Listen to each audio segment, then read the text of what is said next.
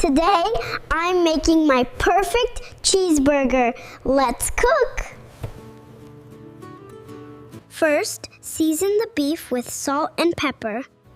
Then shape it into a nice patty. And now comes my favorite part, a big slice of melty cheese. Now I cook my patty until it's beautifully browned and juicy.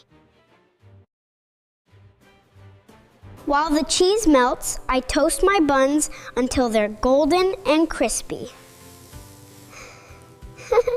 Now I build it. Sauce, lettuce, my cheesy patty, tomato, and the top bun.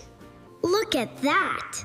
Crispy, cheesy, juicy, and absolutely delicious. Chef approved. Try this at home and follow for my next recipe.